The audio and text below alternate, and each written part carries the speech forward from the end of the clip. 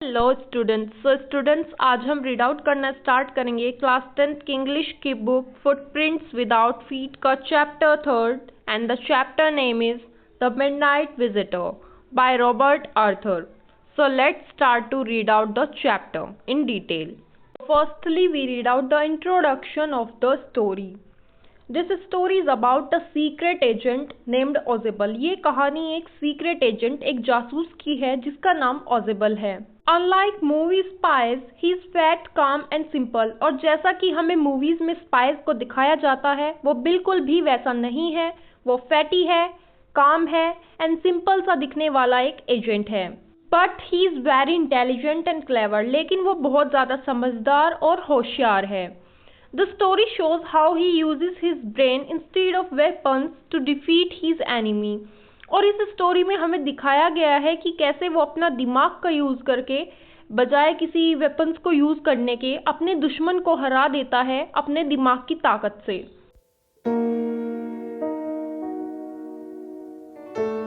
Main characters of the chapter. First one is ऑजेबल, जिसके around ये पूरी जो स्टोरी है वो लिखी गई है. वो एक सीक्रेट एजेंट है, फैटी है लेकिन इंटेलिजेंट है और काम माइंडेड है. नेक्स्ट वन इज फाउलर, जो कि एक यंग राइटर है जो कि एक एडवेंचरस लाइफ देखना चाहता है एक स्पाई की. मैक्स, नेक्स्ट कैरेक्टर है Max, rival spy who wants to steal secret papers, जो कि एक दुश्मन जासूस है और वो सीक्रेट पेपर्स को चुराना चाहता है. Setting and place of the story. The story takes place in Ozebel's hotel room in Paris late at night. कहानी रात के समय पेरिस के एक होटल के कमरे में घटित होती है और the atmosphere of the room is very tense and mysterious. So let's read out the chapter in full detailed explanation. So let's start. Fowler meets Ozebel. Fowler, a young and excited writer. Fowler जो कि एक young और उत्साही लेखक था, wanted to meet a real secret agent, जो कि एक रियल सीक्रेट एजेंट से मिलना चाहता था और उसकी रोमांचक लाइफ को देखना चाहता था कि उसकी लाइफ में कितने एडवेंचर्स होते हैं या फिर डेंजर्स होते हैं.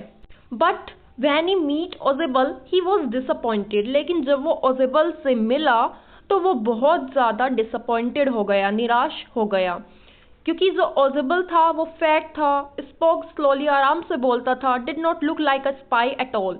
और वो बिल्कुल भी एक स्पाई जैसा नहीं दिखता था, बल्कि वो एक साधारण व्यक्ति जैसा दिखता था, नहीं, बिकॉज उसकी पर्सनैलिटी बिल्कुल भी किसी स्पाई एजेंट की तरह नहीं लगती थी.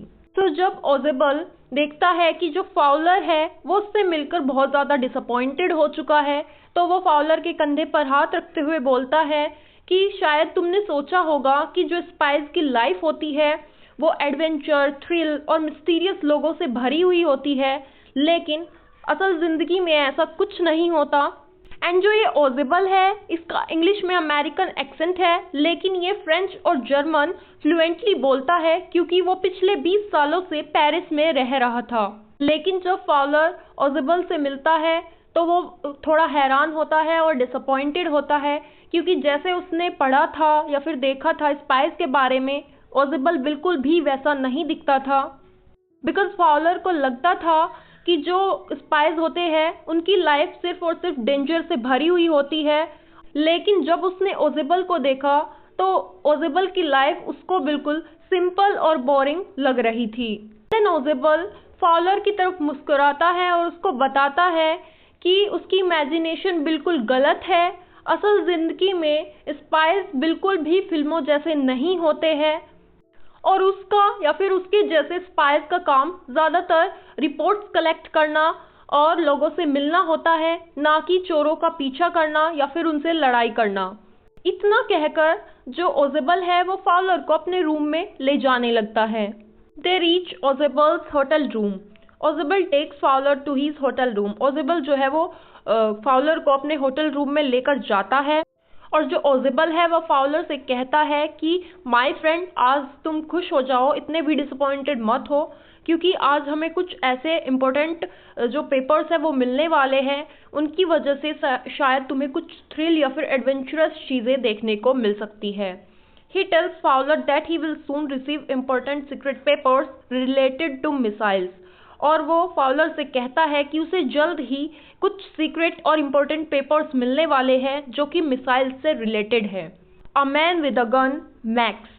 When they enter the room, they are shocked to see a man with a pistol inside.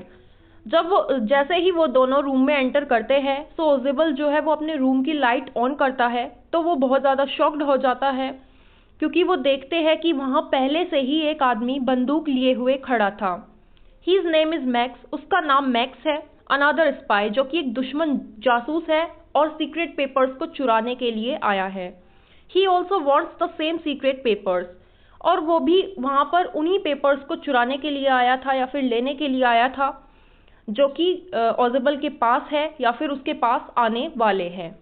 सो जो मैक्स है वो बिल्कुल दुबला पतला इंसान था और कद में छोटा था, और उसका जो चेहरा है वो बिल्कुल फॉक्स की तरह था, वो बिल्कुल लोमड़ी की तरह था। Max threatened Ausable. Max points his pistol at Ausable and ask for the paper. Max जो है वो ओजेबल को अपनी पिस्टल, अपनी बंदूक दिखाते हुए कहता है कि मुझे पेपर्स दे दो या फिर वो पेपर्स कहाँ हैं। ओजेबल डज नॉट पैनिक, लेकिन फिर भी ओजेबल पैनिक नहीं करता, वो नहीं डरता। ही रिमेन्स काम एंड कॉन्फिडेंट, और वो कामली मतलब बहुत आराम से, शांति से और कॉन्फिडेंट होकर उसके साथ बातें करता है। Ausable's clever trick, the balcony story. Ausable makes up a story. Ausable जो है वो एक झूठी कहानी बनाता है। He says angrily that this is the second time someone has entered through the balcony. और वो सोफा पर बैठकर गुस्से में, थोड़े गुस्से में बोलता है कि ये दूसरी बार हुआ है कि कोई बैल्कनी से मेरे रूम के अंदर आया है। And he had already complained to the hotel management about that balcony. और वो कई बार इस बैल्कनी के बारे में होटल मैनेजमेंट से कंप्लेंट भी कर चुका है, लेकिन उन्होंने अब तक भी कोई एक्शन नहीं लिया है। सो जो मैक्स है वो ओजेबल से बोलता है कि क्या बालकनी, मैंने तो कोई बालकनी नहीं देखी, और अगर मुझे पहले से पता होता कि तुम्हारे रूम की खिड़की के पास बालकनी है तो मैं उसी से नहीं आता। खामखा मैंने इतनी ज़्यादा मेहनत की तुम्हारे रूम की नकली पास की लेने में, और मैं उसी से अंदर आया हूँ। जो ओजेबल है वो मैक्स को समझाते हुए बोलता है कि एक्चुअली ये बालकनी मेरी नहीं है, ये दूसरे अपार्टमेंट से जुड़ी हुई है। वो चिड़चिड़ेपन के साथ ये सब बोलता है और कहता है कि ये जो कमरा है ये पहले एक लार्ज यूनिट का हिस्सा हुआ करता था, और अगली यूनिट के कमरे के दरवाजे से होकर वहां तक जाया जाता था जहां पर पहले एक लिविंग रूम हुआ करता था, और इसी में वो बैल्कनी है जो कि मेरी खिड़की के नीचे से निकलती है, और उसमें तुम 2 खाली कमरों के दरवाजों से जा सकते हो। और पिछले ही महीने किसी ने ऐसा किया था, सो मैंने होटल मैनेजमेंट से इसकी कंप्लेंट की थी और उन्होंने मुझसे वादा किया था कि वो जल्द ही इसको रिपेयर करवा देंगे, लेकिन उन्होंने इसके लिए कुछ भी नहीं किया और इसको रिपेयर अभी तक नहीं करवाया। But actually there was no balcony at all, लेकिन एक्चुअल में वहाँ पर कोई बैल्कनी नहीं थी। ये सब जो ओजेबल है वो एक झूठी कहानी बना रहा था। A knock on the door. Suddenly there is a knock at the door. Suddenly, अचानक, जो ओजेबल का रूम है उसके दरवाजे पर नॉक होती है। Ausable says calmly that it must be the police whom he had called to protect the papers. Ausable Max जो है वो ओजेबल को बोलता है कि दरवाजे पर कौन है। सो ओजेबल उसको शांति से बोलता है कि शायद ये पुलिस होगी, क्योंकि मैंने उनको पेपर्स की प्रोटेक्शन के लिए पहले ही बुला लिया था। देन उसके बाद फिर से दरवाजे पर नॉक होती है और दरवाजे के बाहर से आवाज आती है, mister Ausable, mister Ausable. Max gets scared. Hearing this, ये सब सुनने के बाद मैक्स गेट्स फ्राइटन्ड। मैक्स जो है वो डर जाता है, वो घबरा जाता है।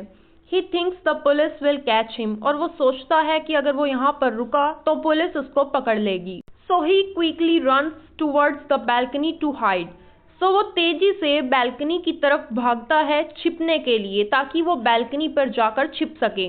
और वो ओजेबल की तरफ गन को पॉइंट करते हुए बोलता है, जब वो बैल्कनी की तरफ जा रहा होता है तब वो ओजेबल की तरफ गन को पॉइंट करते हुए बोलता है कि जल्दी से जाओ दरवाजे पर, दरवाजे को खोलो और उन्हें, पुलिस को जल्दी से यहाँ से रफा दफा करो, वरना तुम जानते हो कि मैं तुम्हारे साथ क्या कर सकता हूँ। और उसके बाद वो सीक्रेट पेपर्स लेकर मुझे बैल्कनी पर आकर मिलना, मैं तुम्हारा वहीं पर वेट करूंगा। और इतना कहकर वो बैल्कनी की तरफ खिड़की से कूद जाता है और जैसे ही वो कूदता है उसकी एक तीखी चीख निकलती है। The end, no balcony.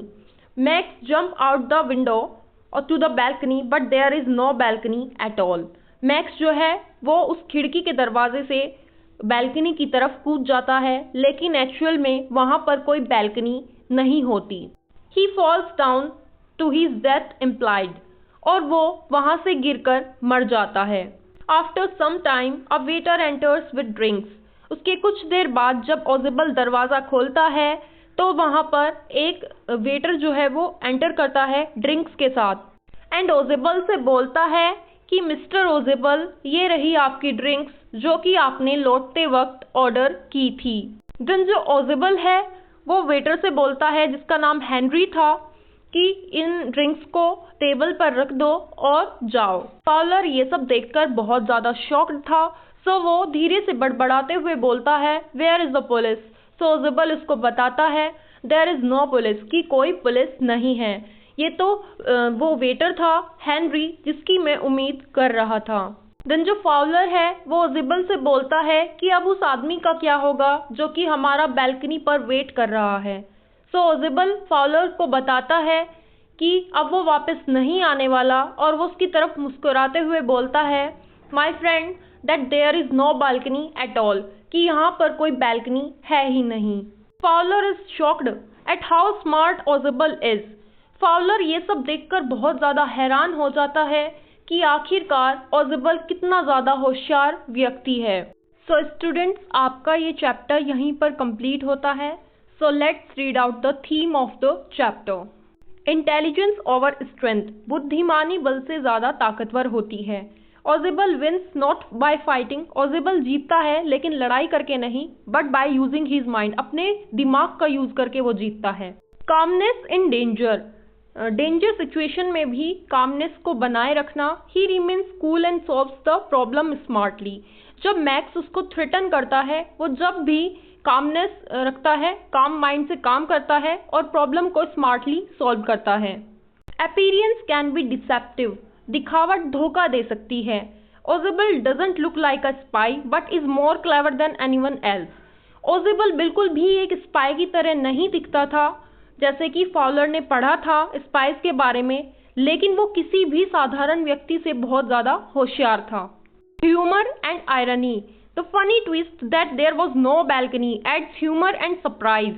Funny twist क्या था इस स्टोरी में कि वहाँ पर कोई बैल्कनी थी ही नहीं, जिसके बारे में ओजेबल मैक्स को बताता है, जो कि इस स्टोरी में ह्यूमर एंड सरप्राइज को ऐड करती है, उसको क्रिएट करती है। Moral of the story, never जज अ पर्सन बाय अपीयरेंस, किसी को भी उसकी दिखावट से नहीं आंकना चाहिए। Presence of mind can save your life, मुश्किल से मुश्किल समय में शांत दिमाग ही हमारी सहायता करता है और हमारी लाइफ को बचा सकता है। Intelligence is stronger then weapons, बुद्धिमानी हथियारों से ज़्यादा ताकतवर होती है।